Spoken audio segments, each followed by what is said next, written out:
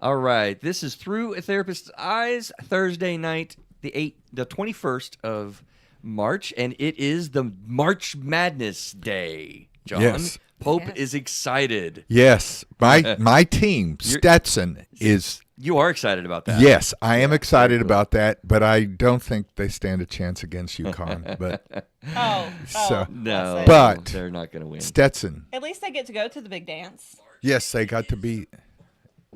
Exactly. Did that for the show too the other day. Stupid thing on my phone, the volumes. Anyway, okay, so if you're catching us for the first time on YouTube Live, we do this on Thursdays at about 6:15 or so. This is before we cut the mics on for the shows that you catch on the iTunes and iPod, Apple, Spotify, Tunes, and all the other all the places things. that you get podcasted. Now, before you get the real podcast, the audio version, this is a great way to interact with us on Thursdays. We're going to be talking about connection. We're kind of following up, really, because I didn't get to talk enough, I think, about the topic last week. Oh, we probably could have gone for like Oh, hours. man, yeah, right? I mean, it was an excellent conversation Yeah, with for sure. Ben Higgins. And if you're tuning in, Mr. Higgins, Ben, listen, you can call my personal cell phone. You got the number, and we'll put you right on the microphone if we say something goofy. Somebody wore makeup. What's that? Okay, John. Don't do that. Whoa. Shots fired. Sorry about that. Oh, Hey, I'm old. Okay. That's my excuse. I would have to say, Chris, you did look very pretty. That makeup did look good on you. I liked your top, Chris. No, don't bring me in on Victoria's okay. thing. I'm shocked you did that live, John. I gotta recover. I'm sorry. I didn't do that. Are you mad at me? Victoria, no, I'm not mad. I at did you. not. I can never be mad at you. Oh, okay. Okay. Now frustrated? No, I'm No, just kidding. I don't Meanwhile- blame you. Meanwhile, everybody on YouTube's probably like, "What the heck are they talking about? What are they losing it about?" And I'm not even explaining that. Anybody that did catch it, I'm done. Just go watch last week's episode. So we won't bring. I will not bring that up Well, no, next. Not when we do the the pod. live. Well, the we live. are live, John. This went out. But to I the meant world. on the. This went out to the. But on the pod. Yeah, on the podcast. Yes, I get it. Okay. Yeah, I need to regain my composure. Oh, while you're doing that, so rock do you and know roll. the artist SZA? She spells Yes. it SZA. She has this new song called Saturn that just came out. It's really good, and in the song she says, "Stuck in this head of mine, intrusive thoughts they paralyze," and I love that line. Oh, that is a good line. Seriously, that is a good line. I love it when artists and other forms of art or whatever you want to call it incorporate different things of Mental health. Yeah, I'll be watching a TV show or something and they'll say something about a Freudian slip or something and I crack up laughing and people are looking at me like, what? And I'm like, because I know what it is. Yeah, I laugh get when it. people do it wrong when they use phrases or words. right, and yeah. it's way I off call it base. a Freudian A slip. Freudian slip. It's Right. A fraud. Yeah. Anyway, Really not sorry. a fraud. Did that help you calm down? Yes, I'm good. Okay. I'm recovered. I'm in good shape. Let's rock and roll. Hello, this is Through a Therapist's Eyes. I am Chris Gazdick, hanging out with Mr. John Pope is back with us. Haven't seen you in a little bit. Right. Yeah. I'm glad to be here. How you doing?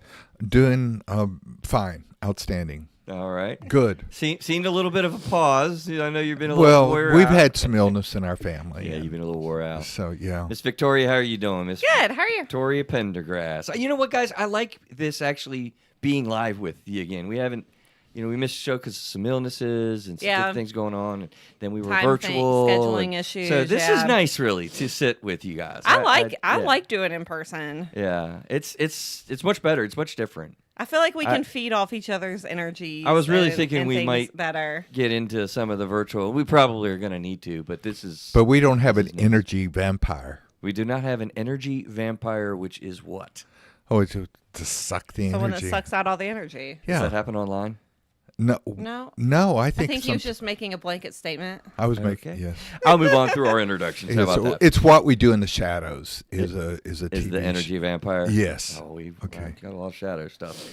Anyway, This is where you get insights from a panel of therapists that we just introduced in your car or at home, but this is not the delivery of therapy services in any way. It's March the 21st, which is the opening of the Madness of March. So I hope you all are enjoying the show out there. Filled out your brackets. Filled out your brackets. By Yes. hearing the show, you've probably had your brackets busted, but that's And part of the fun, I right? had to pay for the privilege of filling. John, Yeah. that's the way it works, bud. Okay. It's the way it works, brother. But you might win too. Yeah, That's you also could the way win. that it I works. see. I realize that, but I'm so tight that I got That's a big step upset with for you. somebody. Yeah, I got upset when somebody charged me for taking away my junk. Dude, it's $10, bro. Yeah, I know. Okay. We're going to be talking about how to connect. The title is Do You Know How to Connect? And we're following up on the show last week that we were awesomely enjoyed doing with Ben Higgins, known best as The Bachelor. And we didn't get to all the things that we wanted to get to. So we're going to do that today. It's an awesome topic on really connecting, something that we really need to know on how to do. I mean, we've talked about it on the show before, but he had awesome thoughts, and we didn't get to all of them, so we're going to do it with our panel.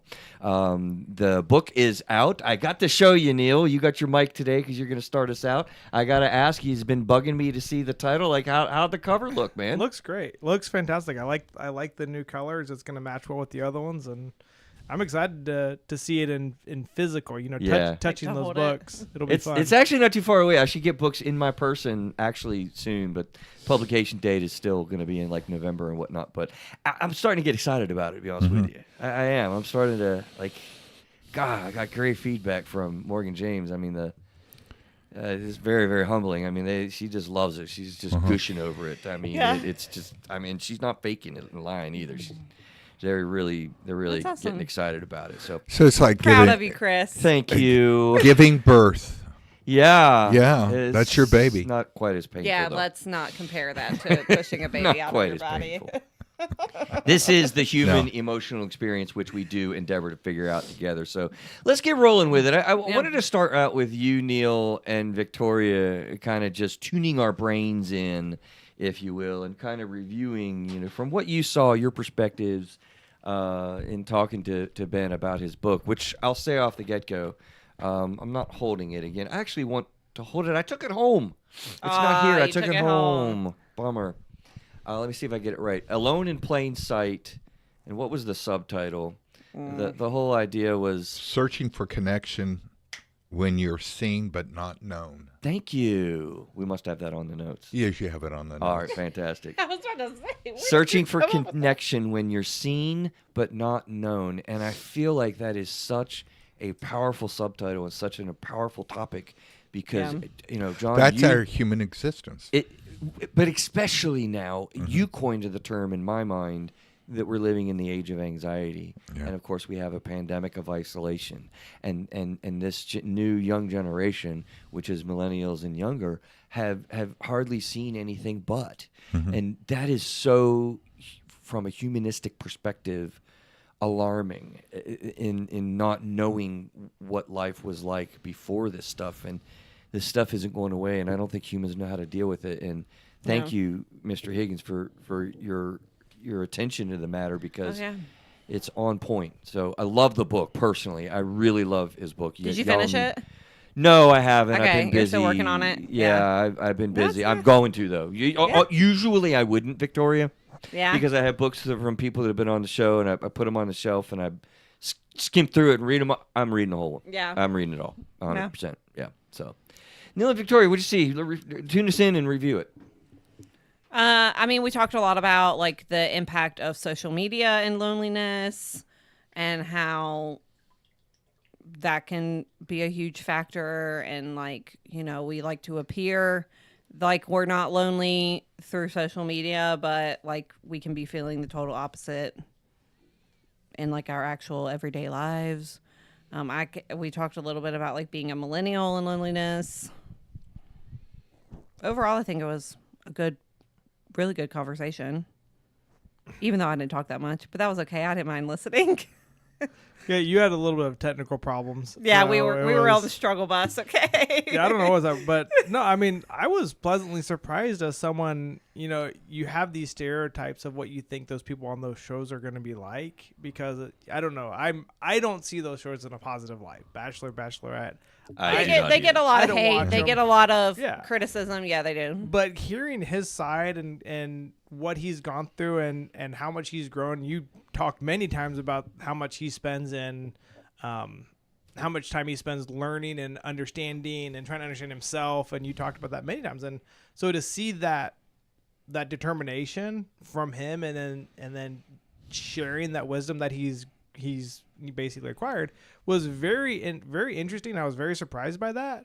But I enjoy listening to him. We've talked many times after the fact about some of his statements he said about, we've talked about broken people, that stuff. But I think it's interesting. The important thing, not only is it the social media side, but also the idea that as someone who's as popular as he was, had everyone like wanting him at that time, he still felt alone during that whole thing. And Right. the genuineness that was lacking, because it wasn't about people wanting to be with him. It was to be with him to get something, or to, be a part of that limelight. It wasn't really about having a legitimate relationship with him. So I enjoyed it. His insights and the stuff he came across, to me, he seemed very wise for his age, because he's actually not as old as you think with what he was saying. So I was really surprised too, genuinely, and I hope that comes off as the way that I intended to be, as a compliment, Neil. Yeah, I was very surprised, kind of in that way as well. That's what as I was reading the book, and I said during the show, like, y'all will benefit a lot from it, because really, from a psychological and mental health standpoint, I mean, it's really, really on point. I mean, it serves really accurately from a very parallel perspective from what I know, believe, and see about this topic. So.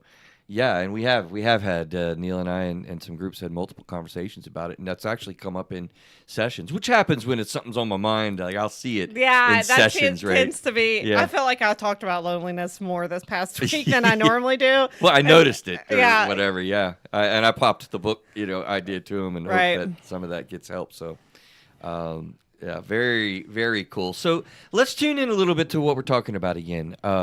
Loneliness, right? What is it? Oh, also, by the way, I just responded live on YouTube for the first time. How about that? I'm getting better at some of the, as we get oriented to our process. Like, Yeah. Jack's like, "Congrats on the book." So I'm like, "Hey, thanks, Jack." So that was cool live.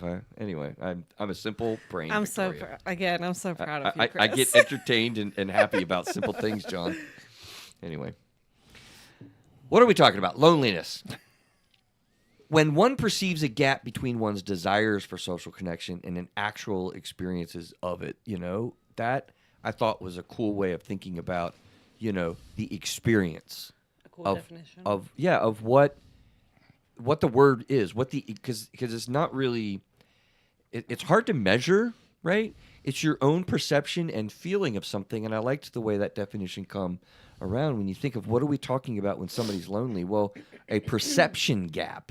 When you want more than what you have, actually experiencing connection. Like, that's what loneliness is. You have a quizzical look, John. No, I just had a client like Okay. that today, Yeah. dealing with that, and he was very, very lonely, and he didn't know how to deal with that, or how to work with that, or how to change that loneliness. Well, I hope he And listens to the show, because we need to. Good. It's going to be our focus. Well, he's a great guy.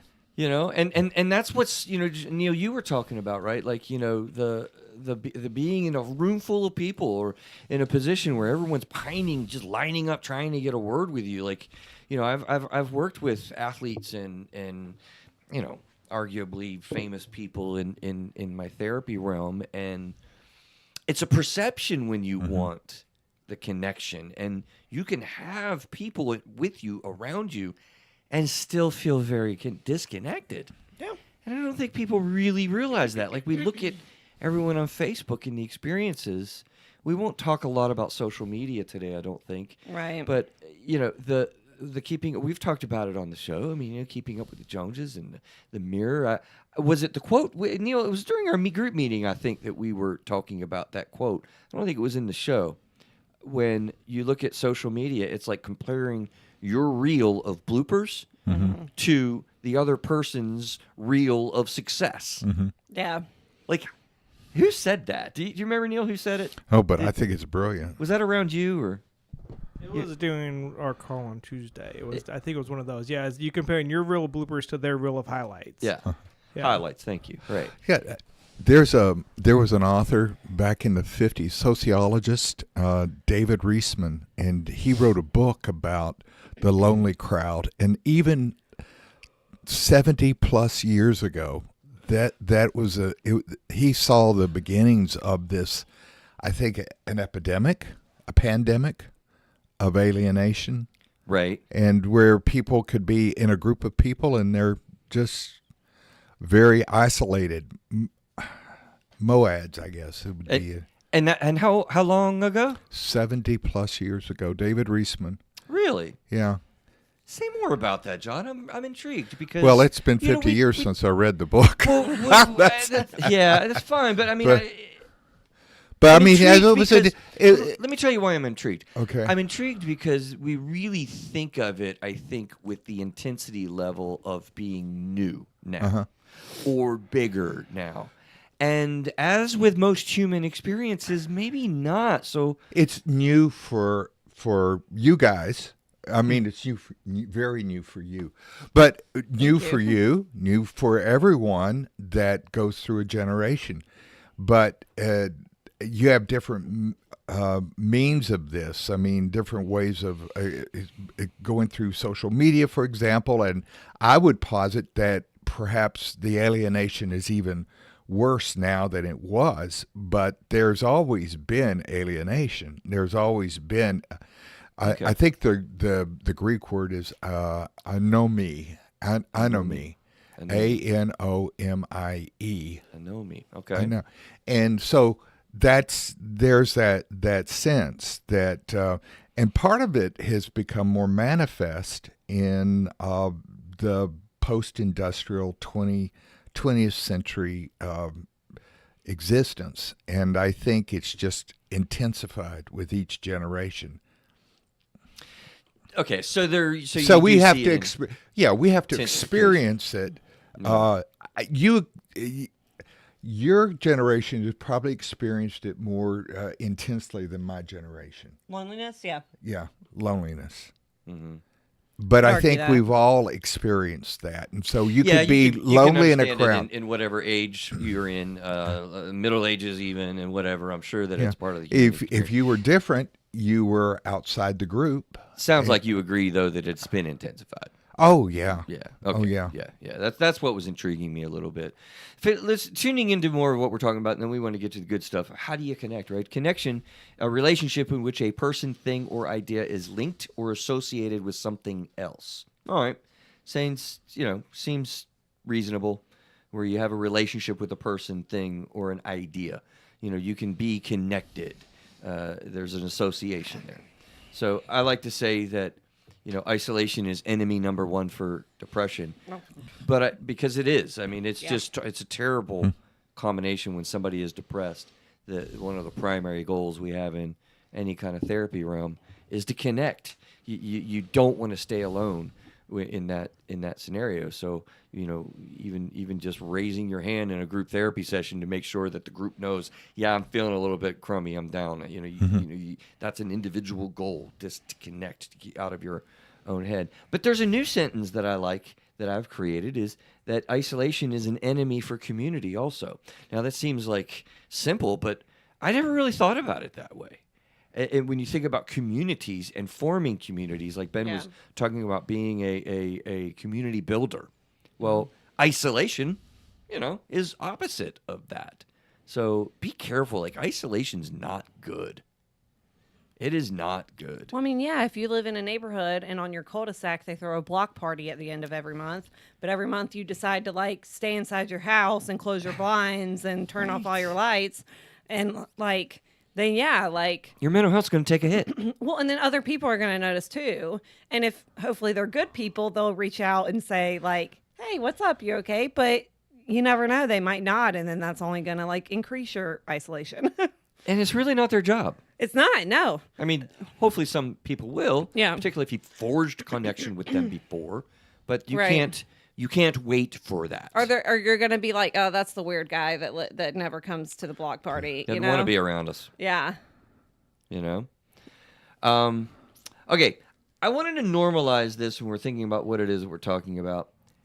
Really and truly, how common this is. I mean, now on short, it's kind of like, well, of course, yeah, we just said, John, right? Everyone experiences this. Is part of the universal human experience. But is it? Are you listening out there thinking, okay, well, I make friends. I have people around me. I really don't feel this way. And Ben even talked about it. There are people that don't feel this way, and we can learn from them, he was talking about. I thought that was neat, too. But even those people, I didn't say anything talking to him, but Ben, I was really kind of curious, buddy. I was like, I don't know of a lot of people that have said, I don't feel this sense of loneliness. I don't know. At least at what some you're point talking in their about. life. Right. Yeah. Right. And now, I've probably been guilty of suggesting and still kind of feel like I don't feel lonely a lot in life when it relates to friends and people and contacts because I'm pretty talkative. I'm pretty engaging. I like to, connect and all of that. But I certainly feel lonely, in other ways. Well, yeah, and I mean, and certainly like in different aspects of your life, like in the show last week with Ben, y'all gave examples of like when you were kids.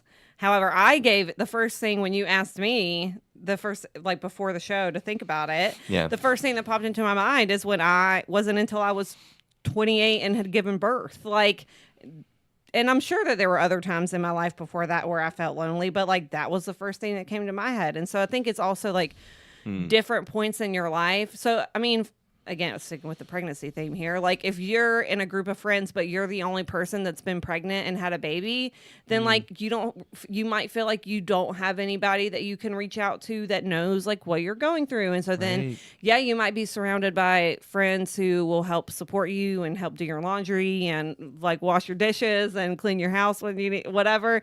But then when it comes to like motherhood and, figuring out how to be a parent, how to be a mom, like, you might feel lonely in that sense. And You so, were isolated. yeah. Yeah. Even though you have all these people around you, it's because they can't necessarily connect to like and relate to whatever it is that you're going through. I can see how it can cause. Loneliness. Yeah. My first call was to an isolated church, two isolated churches in West Virginia, rural West Virginia, in the mountains. Best state in the union. You know that, Yeah, right? best state in the union Eye roll. is Lewisburg, Ronceverte area. Yeah. that sort of thing. Down in the hills. Down, yeah, but it's Boy. high plateau, and it got cold in the winter. Mhm. But I was, my fiance just broke up with me, and I was boy. there when I got ordained. Ouch.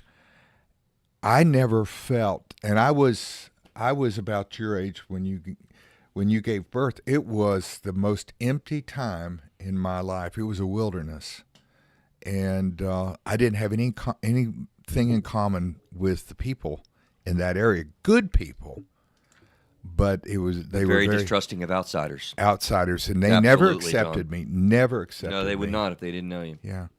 Yeah, they'll give the shirt off their back. Appalachian hillbillies from West Virginia, Mm-hmm. and I can say that as a mountaineer myself. But no, man, if they don't know you, it takes a while to warm up to you. Which is interesting. Somebody was talking about the culture just today, right, of Memphis. Of in our Memphis, office. Tennessee. Yeah. It's very similar Yeah. to that.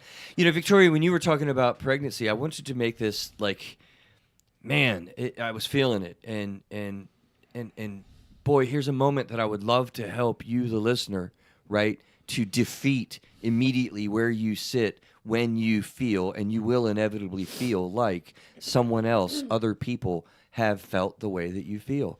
I'm going to call it a God moment, honestly. On the right side of the building of Triadelphia Junior High School, on the second floor, the step before the landing. I was right there is where it happened. Okay. And I remember it so distinctly that, having a rough time of adjusting and feeling lonely and having different issues. Family was getting divorced. I mean, it was a rough time for me at that point in life. And I just remember having the thought that came to me, almost just struck down like lightning bolt, if you will, saying, you know what, the way that you feel now, and I looked at this girl, she happened to be a very popular girl I don't remember who, but I remember that was the case, that person has felt exactly like I felt at some point in their life. That was told to me almost as just, boom, like a truth. An absolute foundational truth. And so you listening, I want you to maybe take that and walk with that and just know that whenever you have a thought, I'm the only one in this situation. I'm the only one that feels like this. No one else could even begin to understand my pain. Did That it loop? It is changed. a lie. Yeah, it absolutely. So it changed. You went on the upswing at that point Yes. because you had commonality. Yes. With not just her, but Anyone. anyone. Like, John, it was a powerful moment, obviously. I remember the exact moment, the exact space, and the thought. I mean, it absolutely was a before and after event. Yeah. We really do have, in the human emotional experience, so many of those commonalities that, unfortunately, people don't catch on to that reality. So that's what I was thinking when you were Yeah. talking, Victoria, about pregnancy and I delivery. get it. Okay, so let's get to a big conversation that I thought would be interesting. On, isn't it so that connections can be either good or bad, though? Think about that. Yeah. We Yeah. we inherently infer that when we're connected, and that's going to uplift us, or that it's going to be positive.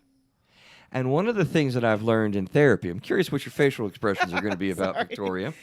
Because I've learned in therapy and in my own life and personal experiences and whatnot, sometimes you can really be connected, but in a building back and forth sort of anxiety way. Like, Victoria's facial expressions are making me anxious. We're sorry. connected in this moment, and now that I said that, she probably feels a little bit weirder. Her smile just got bigger. So we can build off that way, Victoria, can't we? Yeah. Like, I am curious what you're thinking. Oh no, I was thinking how earlier today we literally had a conversation about substance abuse, and like that it would be a connection. Like if I was around a bunch of coke dealers, like making connections with people like that or whatever, like, yeah, that's probably not the healthiest of connections. Right. And I mean, I will like how we talked about earlier today, how we don't want to look at things as good or bad, just as healthy or unhealthy. Yeah, absolutely. And so, yeah, right. And so, probably not the best connections to have. I would like. I don't know. I'm That's sorry. just what it made me think. I want to also say that was a good call, Victoria, because if you knew, you could only guess at how many people have come to counseling and said, I was introduced to drugs by my boyfriend or my husband or my wife, and they joined into that because they wanted to have that connection. Yeah, with their spouse with or their with their spouse, partner. Yeah. with their partner. Yeah. Well, yeah. So you were thinking. Yeah, I'm just sitting. Sorry, here thinking, we just had that thing lunchtime thing, did, so we it was did, we fresh did. on my mind. So Well, that's why. But what you made me think of. about, Victoria, is the symbiotic connection between like an alcoholic and the spouse, which is usually highly codependent. Right. So that codependency just feeds in and it just builds on each other, with the addiction person, back and forth, back and forth, back and forth. And it's really destructive. And Right. Yeah. unhealthy. We're not going to say it's a bad connection, but I would say that it's definitely probably leaning towards an unhealthy connection. So, yeah, I totally believe that there can be, not all connections can be healthy or quote unquote positive. I do think sometimes, I mean, think of any kind of like toxic relationship of abuse, like anything like that. You're is connected. You're super Yeah. connected. I mean, It's heck, just, there's a ouch. reason You're you feel like you can't get enmeshed. out. Yeah, you keep coming back because Yeah. you feel like you can't escape. Like, da da da da da. Like, yeah, that's not healthy. Go with that, John. connection. You just used one of our buzzwords in therapy. Well, enmeshment. In other words, you get this dependency, a codependency, where the person says, "Well, I need to rescue the Right. partner or the spouse," or there's a sense of that the spouse is very negative or the partner's very negative, and the person that is having that, I think of it as abuse, says, well, I must deserve this. And so they get further involved in it. They'll try to leave. And the next thing you know is they'll go back. They'll go to a shelter for, let's say, domestic abuse or something. And then 2 weeks later, 3 weeks later, they're back together again and with the same person. Yeah. But I love him or I love her. And that's Enmeshment. enmeshment. Oh, Yes. it's almost creepy Yeah. to look at. Don't you get just like a slimy feeling about it? Mm-hmm. I remember being in church one day, and it's an example that I use of like possible enmeshment. I mean, I don't know these people from other than what I observed, but it was like this mom that was sitting there in front of us to the right, and she was sitting next to her teenage son, and through the whole service, she's just like rubbing his back. In public, and you could tell he's just like He's like it's squirming. yeah, and she just keeps rubbing his Distance, back. And I'm yeah. like, I was John. I was just wanting to jump out of my seat, jumped out of my seat. You just want to be I like, said, "Stop excuse me, doing I just ma'am," had and this you stop rubbing his image, back. the image of a spider web, a spider and a Right, spider web, like and you crawl, try to pull yeah. it. Yeah. It was so uncomfortable to watch because enmeshment and being connected in those unhealthy Right. ways really can be. Yeah. Yeah, it was. I wasn't creepy. quite sure where you were going when you said church. Yeah. That was an example of that. Okay, real quick, we have a YouTube comment. I think it's pretty cool. Getting back, and then we'll transition to how do we connect to ourselves. Do you think that shy people, socially inexperienced people, or anyone who avoids social encounters make loneliness a handicap? I think instead of make loneliness handicapped, I would say they become handicapped Yes. by loneliness. Opposite almost, right? I agree with you on that. In fact, I was talking to my client just an hour ago, and that's one of his issues. Yeah. And he has this. He's shy. He's retiring. He's reserved, but he feels unable to connect. Period. But the more self-isolated he is, the more unconnected he is, and he misses that, and it becomes immobilizing for him to move out Yeah. and try to make a connection. Can be handicapping Yes. rather than being handicapped by the loneliness. Maybe it's a little play on words, but No, I think that's an important distinction. Do you? Yeah. Yeah. Yeah, because if you're become handicapped, it is like forever. But becoming handicapped or handicapping to you means that you have some agency and you can reverse it. yeah, In Okay, other right, words, right. less handicapping. you're just handicapped. Yeah, yeah. Yeah, it does it to you. Okay, yeah, I like that. Right. So let's get into what we need to get into in connecting. Like we really need to learn how to connect. And I really loved the way in Alone in Plain Sight, Ben's book focuses on, first of all, every part 1, 2, 3, and 4 start out with no longer alone. And I loved that because of the process. The end result is that you really are no longer alone. So it Right. starts out no longer alone, reconnecting to myself, no longer alone, reconnecting to others, no longer alone, connecting romantically, and then lastly, no longer alone, connecting to God. And he clarifies, John, like you do as well, or like we all do, a power greater than yourselves. And so I love the idea that connecting to yourself is the first thing that needs to happen.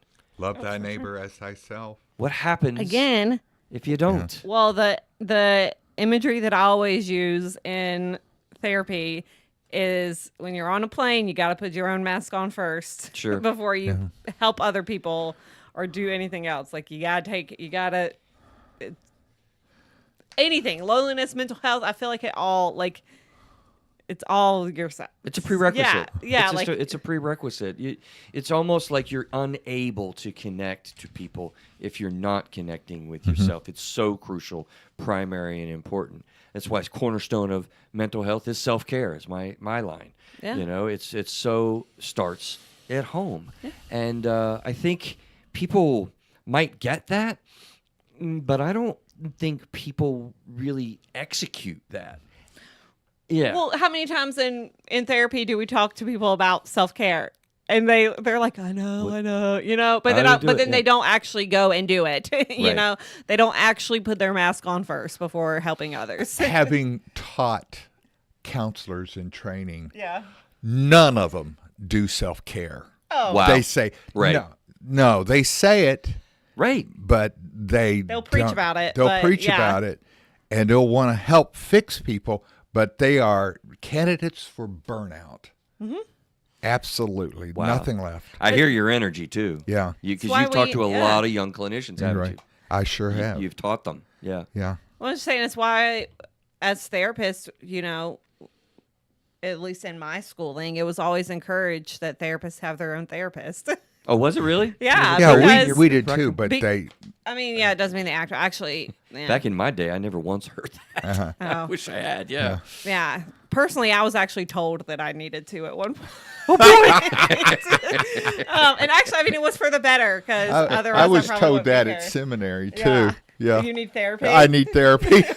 That was True. If you meant that as a Yeah. criticism, I already Well, know. actually, even today, I saw a kid today. The only person I saw today, by the way. You had a horrible. I had a horrible day. But the kid I saw today actually checked in with the mom first, and I inquired about her own therapy. I was like, "Are you in therapy for yourself?" And we had a conversation about it because I'm like, you got to be able to connect with that your own self before, especially parent. especially if you're a parent, like before you can adequately like take care of your kids if you can't adequately like take care of yourself. Right. Oh yeah. I've suggested therapy. Well, he needs therapy, but I don't. I've had that. Those are usually the people that actually need it. Very I've much. said that as a young man. I thought that wanna as know. a young man. Well, Absolutely. What? I don't need therapy. You do? Absolutely. Absolutely. I thought that years ago. When we get to Victim and Victor, I want to get some clarification on that. Okay. We'll do that. Okay. Yeah, let's go. We'll do So that. we don't have to do that now, but I just because I think that's kind of a good segue into what we've been talking about. Okay. Well, let's do a how do I want to do it? Well, let's take a moment for our sponsor first. Make sure we do that. I'm aware before we lose because we'll go in different directions. So, you know what I did to Victoria? I think I'm going to do it to her again and see if she makes improvement. I popped her last week, John. I'm like, hey, we have a sponsor, Victoria. Do you know who it is? And go. Yeah. Okay. Our sponsor is First Horizon Bank, based out of Memphis, Tennessee. Yay! With I can't remember how many locations, but they are there. Also, I don't know why I'm yelling. They're there to provide It's about community therapy bre- services. They're there to provide financial services, including financial literacy, understanding your own finances, planning, being prepared for the future, being prepared for the now, the present. It's excellent. Thank you. Not bad. So, She's doing good, right, John? yeah, Yeah. so hit them up. Your local, they're pretty. I mean, they're local. There's banks all over the area. All right, listen, we appreciate First Horizon being Yeah. a sponsor of the show. They're a riding with us hometown and bank. Continuing with us. So First Horizon, thank you once again. So let's get back to our content there. Let's just open it up before we go to the Victors and Victor, John, and Victim and Victor mindset. Just what do you think as a therapist? I mean, I have several Ben things. I want to go down through them somewhat quickly and get to some of the other areas of connecting to others. But Right. how do you, I mean, John, I guess you were dealing with this in therapy today with your guy. So what are your goals with him? What's your treatment plan, Victoria? We talked about that the Oh, other day. Lord. Let's leave that out. Yeah, we're not gonna We'll bring leave that out. up. But, Okay. We'll tell you after. yeah, I'll Okay. tell you after, John. What are you doing? What is your goal? How do we suggest movement? What are some of the highlights? What are some of the keys to connecting with self? So part of it is for him is that he is very depressed and he doesn't want to remain in a marriage that he considers on his part loveless, and he doesn't have feelings.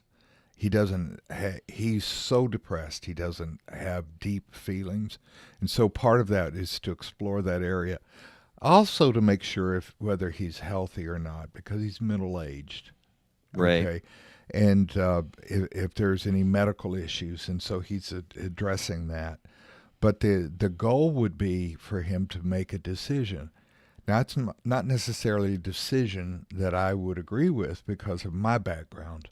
Right. Okay. But he has to make a decision for himself, and he feels responsible for everything. And he feels the weight of the world on his shoulders, and he feels weighed down, and he feels that he's judged by his spouse very much. You know, one of the things I'm thinking as I'm hearing that is strategy number one might be one of the things we just talked about, helping him and others. Again, you listening, well, I really hope, I'll hit it again because I think it's super important.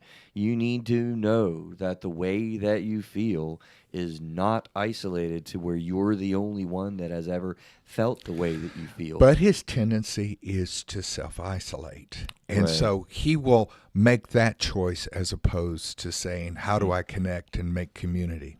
Yeah. Feels safer. It feels less risky to isolate. And I have a lot of people that as well, you know, in which we launch into, you know, friendship development and, you know, thinking about how can you make contacts and create, you know, relationships. And, you know, I think that becomes really an important goal. Definitely. So the goal is to have him connect. But his desire is to, or not desire, but his fallback is to self-isolate. And you know, one of the things then I sort of find- live in that loneliness and isolation. And one of the things I find, John, that I think is important that I realize as I'm listening to you there, I think I naturally gravitate, might be my traditional substance abuse therapist in me that sort of moves into like looking at the resistance part. Like what is this person resisting connection for, and how do we undercut that resistance so as to free up the natural otherwise to connect? And you're going to find that sometimes you lose clients that way. Well, I'm willing to Yeah. take that risk, but Yeah. what do you mean? Yeah. No, what I mean is that that may be too raw for them, or they've got Yeah. too much of a encapsulation, and their fallback will be to Not come back. not come back or blame. I'm delicate, John. I don't push Yeah. too hard, but I As agree. I say, yeah, I some agree. people aren't when they come to therapy. Why am I yelling today? I don't know. Some people when they come to therapy. Because something's angering you. We're still waiting. It's still a no. Nobody going to make the guess that Victoria is remedicated. We're still a no. Still, we're still playing that game. I told her today. I forgot to remind you off the Anyways, front it's end. okay. But dang it, Oh no! Now I messed you up. I'm Yeah. sorry. it's okay. All right. Oh well, no, I was gonna say when there you go. people come to therapy, I think sometimes there's a good way to know if they're not fully ready for therapy, because when you do push back and you do challenge them a little bit, they shut down and they don't come back. And I think that's because sometimes people aren't necessarily Well, yeah, Like- there's that risk. Right. I think we have to gauge that's part of the art of what it is that, Yeah. that we do. There's a science to what we do, and there's an art to what we do. I also want to point out, we're not giving you a hard time. You It's know okay. that, right? No. The listening audience needs I to know. literally had a whole episode where I openly talked about it, so it's okay. Right. I just want to point that out if somebody's catching the show and we're like, why are they being so mean to Victoria? They're not being mean to me. Yeah, there you go. They're keeping me Now you accountable. said we. It was you. It was There's- me, but you Like, brought John's up like, I'm not doing this. but you brought up the other thing on her. I'm not. Okay, I did, but that was on YouTube. We are still on YouTube. Anyway, Oh. okay. Focusing back in. John, go with the victim versus Victor. What did you? Do you want me to read what Ben said? Because I thought what he said there was great. I do. And then you'll hit it. Okay. So this is one of the things that he points out in his book Alone in Plain Sight. Victims hold on to pain. They look around for someone to blame and crave the sympathy and pity of others. But when we choose the mindset of a victor, we choose to move forward in life no matter what the future may hold.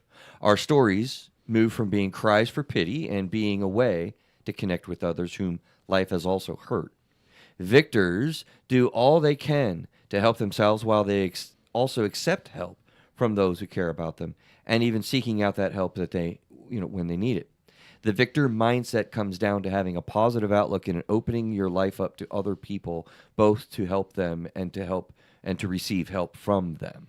I thought it was a cool, and that I pulled pieces that he was describing his thoughts about the victim mindset and the victor mindset.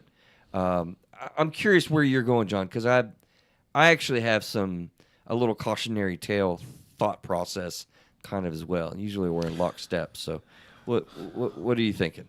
Okay. In other words, in doing sometimes you'll see this sometimes in marital counseling, couples counseling, and there'll be someone that has been hurt very badly by the other spouse in terms of infidelity, and there's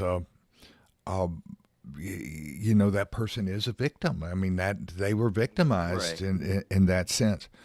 But there was, but then instead of saying, okay, how do we deal with this and process the pain, what they do is they withdraw and they develop more of those barriers or a scar, so to speak, and you can't.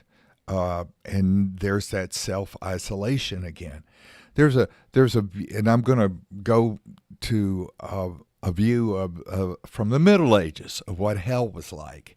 Okay. Hell is different layers of hell, and the worst part of hell is the isolation and being locked into ice. And there's imagery of Dante in Dante's Inferno. Great Italian Renaissance and pre-Renaissance poet and writer. The idea is that Satan is encased in ice and he's devouring people. Oh boy, yeah. Yeah, but that's what happens to people.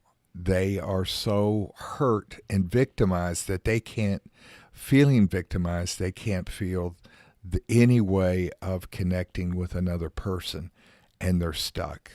I don't know, just a thought. There's a lot there. Yeah. There's a lot there. And it's just honest. Yeah. And it's I guess as I was listening to you, I'm thinking about the trapping, the ensnarement, the ensnarement with a lot of pain that goes into that. Yeah. Your pain focuses you so much that it blinds you and keeps you from seeing when people do care and when people do reach out. Right. And you refuse that. Yeah. Yeah, it's yeah. I'm pausing in thought because I'm not going to go this way, but it reminds me, honestly, to a certain extent, of Darth Vader. That's a part of what Star Wars. I know, Victoria. No, I'm all for it. That's a retelling of heaven and hell. It is, isn't it? Yeah, Do you know Star the Wars. storyline? How do you mean? What go? Well, what yeah, the Jedi represent the forces of light, and Darth Vader, who was turned from forces of light through loneliness. Through loneliness and isolation and jealousy. He was convinced that he actually killed the mother of his right. children. And that's how Palpatine did that. Right. Okay. Right. But it's a story. Okay. I felt silly doing that, but No. See, these are stories. They're stories that are told over and over and over again. Right. But we have to be reintroduced to them, and that's what Star Wars was so important, because it reintroduced us to that. It's stories of isolation and pain and anger and revenge, and that to get us out of that. Now, what is community? It's a nasty cycle. Yeah. It's a nasty cycle. Yeah, and I guess here's a random comment or a random thought. I mean, we have a lot going on YouTube. Our YouTube Live. I love that. It's a community. Yeah. We've developed a little bit of a platform and a little bit of a through a therapist-ized community. So if you haven't, your job is to jump in, check us out on YouTube, throw the comments and things, because we can interact in the whole nature of this show, the human emotional experience, which we endeavor to figure out together. I mean, it's scary to put a comment out on to an internet site. Most people don't, or wonder what should I say, or I'm going to be thought of as stupid. I mean, there's lots of ways, John, that we get kicked into this horrible, isolated state with terrible pain, afraid to reach out, even in that simple way. So I love the activity today on YouTube Live and any community that really begins to develop. I mean, what a cool thing we're building with through a therapist size. And that's not us. That's all of you listening. That's community. It's community. Yeah, it is a community. So what did you think on another level, connecting to self, in the way that Ben talked about our dreams exist for us, we don't exist for them. And he says, unfortunately, I've seen this opposite happening, to his generation. I thought that was curious, that our dreams exist for us, that we don't exist for them. And that the generation nowadays is really getting caught into this trap of feeling like you have to live up to the dream or the expectations that others have placed or whatnot, that the dreams are there for us. What is even the dream? Well, I think what expectations are, I think that's so, like, you get so lost in that. Like, well, you can. What expectations are we actually, like, my own expectations, like expectations other people set, what society sets, and what does that even look like, Because, like, I might be trying to reach different expectations than, like, Are you John talking over about here. you just didn't fully follow the logic or line of thinking? I'm just throwing with that out there. I'm wondering too. Is that you might get bullied by TikTok in a way because by the influencers, and so you have to conform yourself, and you say, I don't really feel this way, and you feel conflicted, but I want to be accepted, and so I'm going to try. And it used to be challenges of like drinking a gallon of milk or whatever, but now it's a lot even worse. Listen to this. Spoonful of cinnamon. Listen to this. I just heard someone talking about this in this venue and in that way. To Ben's point, our dreams exist for us. We don't exist for them. And John, you're talking about how this happens.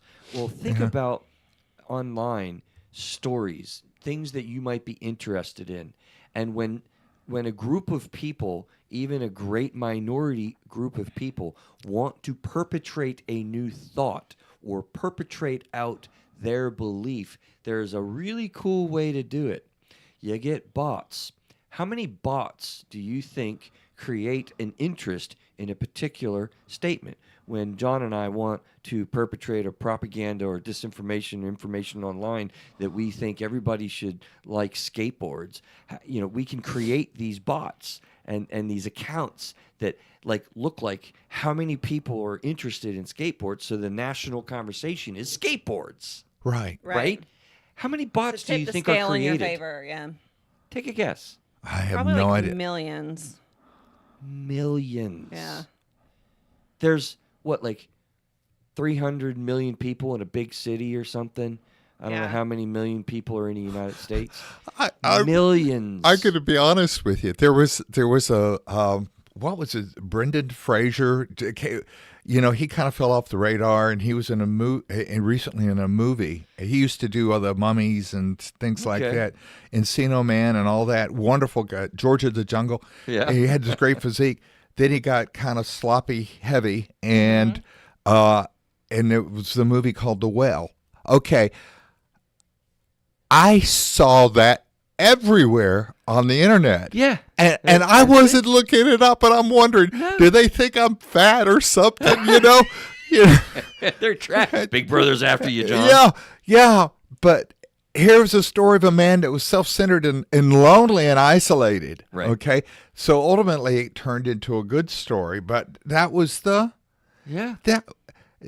but that's what bots do. They guide you and lead you and subtly change your mind. It's cunning and classic. It's absolutely brilliant. If I want to make you think about skateboards, upon which I would bet anybody listening to the show prior to listening to the show and up to this point have not thought about skateboards, I could just send you 1,000 messages in your little Facebook feed and you can't get away from skateboards. Yeah, that's right.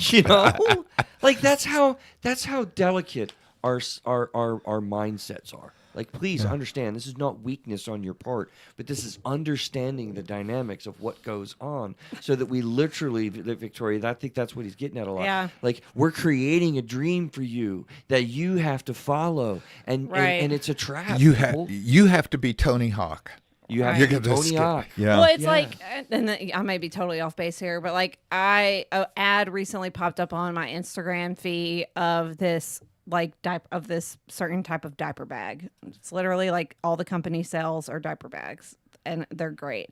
But the diaper bag I liked is like $150, which to me is outrageous. But now, do you know how many accounts and things come on my Instagram that have this, part of my language, this damn diaper bag in their post or in the advertisement? And I'm like, and it is becoming my free will, my restraint is becoming less and less the more I see it, because I'm like, ooh, do I really need this bag?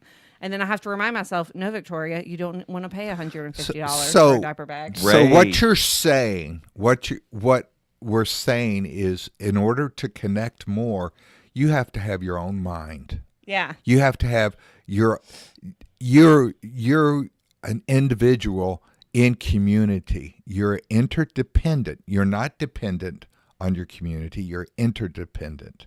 And empowered with internal resiliency, but being purposeful to keep your own thoughts. You have autonomy.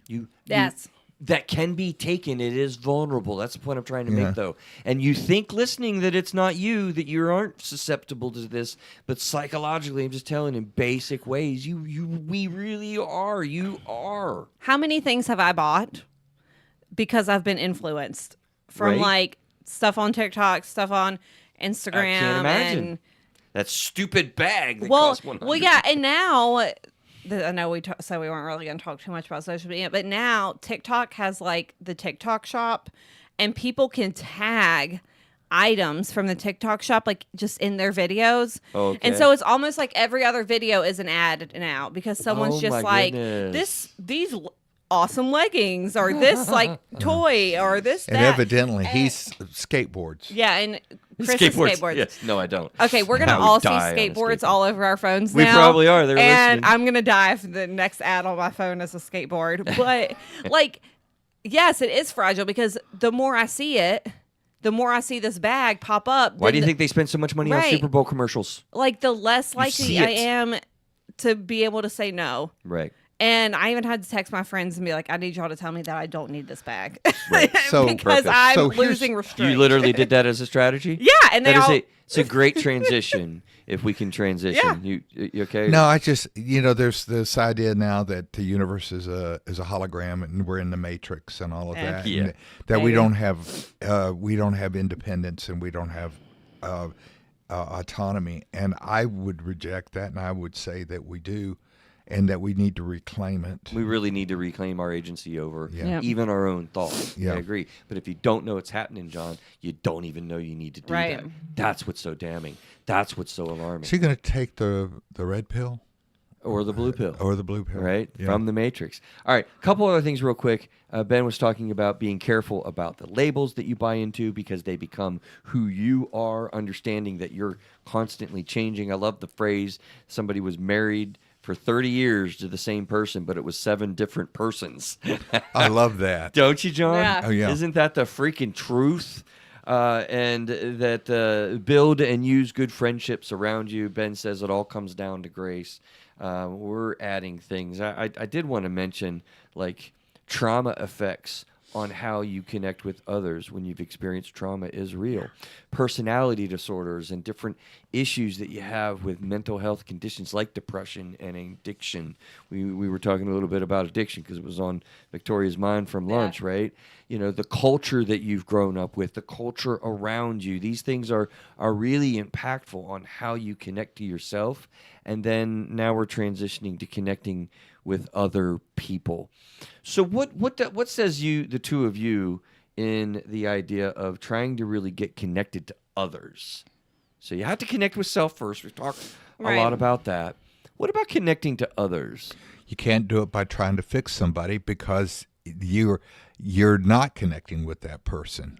you're seeing that you're objectifying that person. Did you see that somewhere or in our notes, or I'm just curious if No. Or is he just that you're smart? just nailing it? I'm yeah. just that smart. Yeah, you're nailing it. Go further with that, because I think that's somewhere. No, it is. It's yeah. Yeah, you did it. You put it in there. Oh, okay. I love you, John. Yeah. I don't lie. but I wasn't sure where it was, but that's one of the things that I identify with, and that is I don't.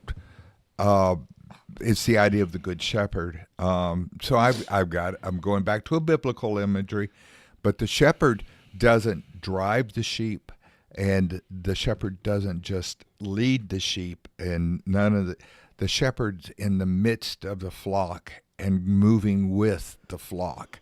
Right. And so there's that guidance. Hurting, interacting, Guiding. connecting, guiding, yeah. all that, always doing that. And so the shepherd is a part of that organism and is able to elicit change at that point and growth. John, isn't that what we do in therapy? Yeah.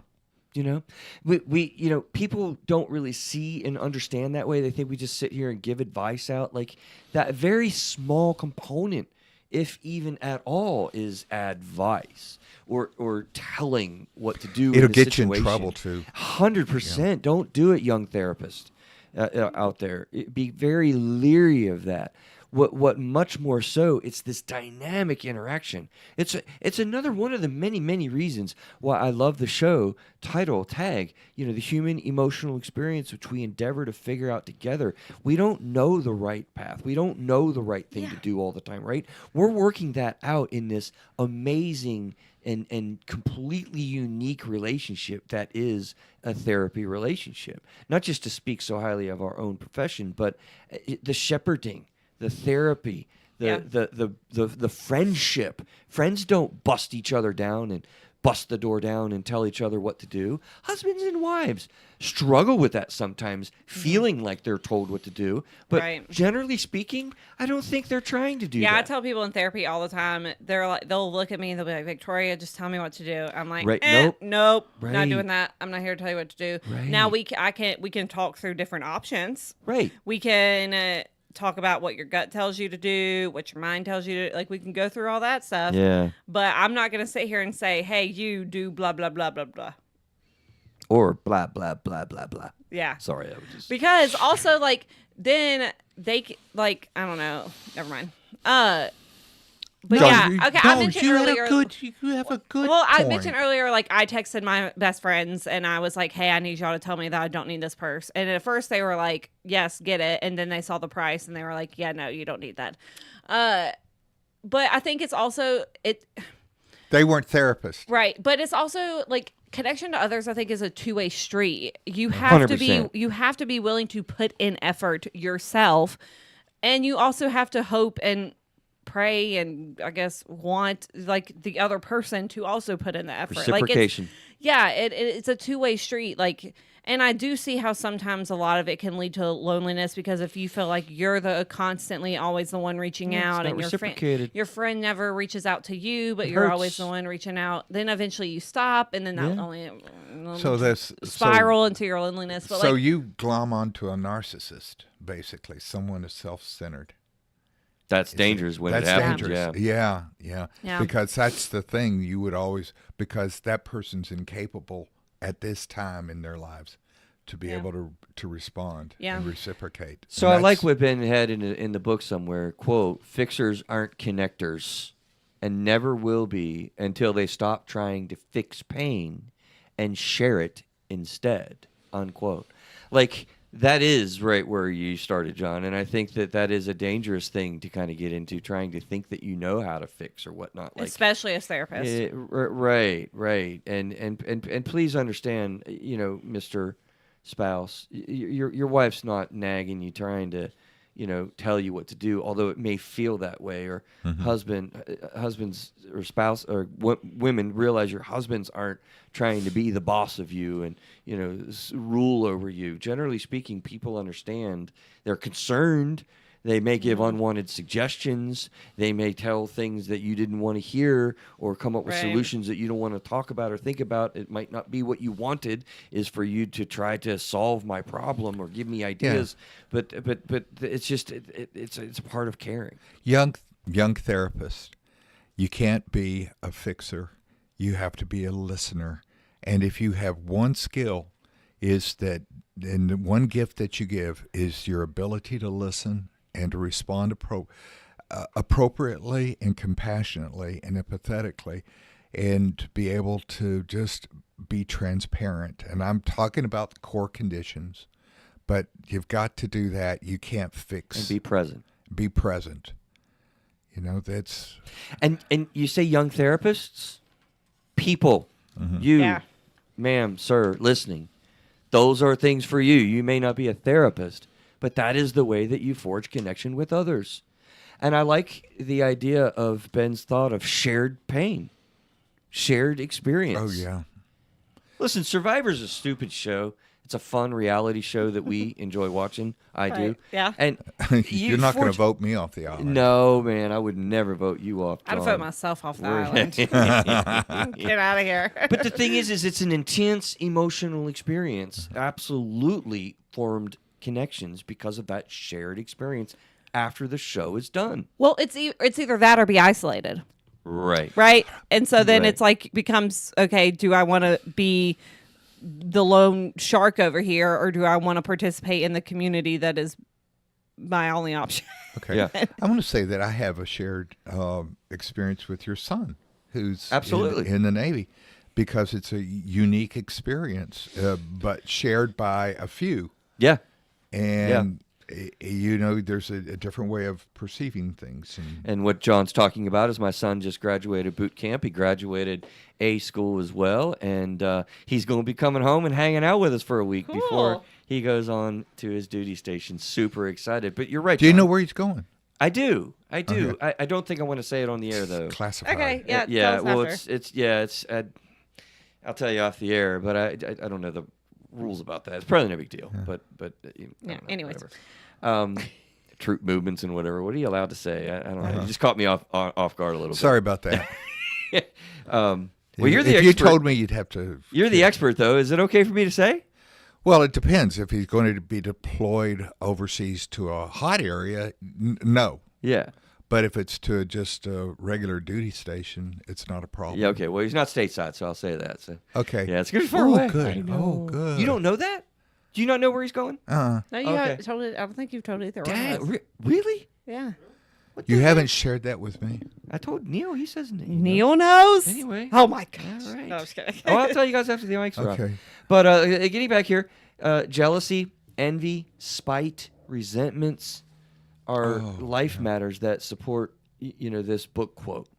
It's hard to connect when somebody, quote, it's hard to connect with somebody when you secretly wish they would get knocked down a peg or two.